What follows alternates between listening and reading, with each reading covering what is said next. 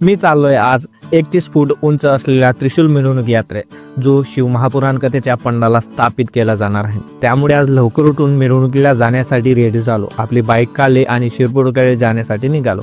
शिरपूरला तर पोहोचलो, परंतु मिरवणूक पाटीलवाड्यापासून निघणार होती, म्हणून पाटीलवाड्याजवळ आलो. पाटीलवाड्यावर पोहोचल्यावर मिरवणुकीची येथे तयारी होत होती. तेवढ्यातच आमचे मोठे बंधू दीपक दादा तेथे भेटले, तसेच आस्तिक दादाही तेथे होते. त्यानंतर पाटीलवाड्यात असलेल्या महादेवांचे दर्शन घेतले, शिवरायांना नमन केले आणि मिरवणुकीला सुरुवात झाली. तर आहे 31 फुटाचा त्रिशूल, जो शिव महापुराण कथेच्या पंडाला स्थापित केला जाणार आहे. त्रिशूलाचे आम्हीही दर्शन घेतले आणि पंडालाकडे जाण्यासाठी निघालो. तिथे महादेवांचे तसेच प्रभू श्रीरामचंद्रांचे दर्शन घेतले आणि पंडालाकडे गेलो.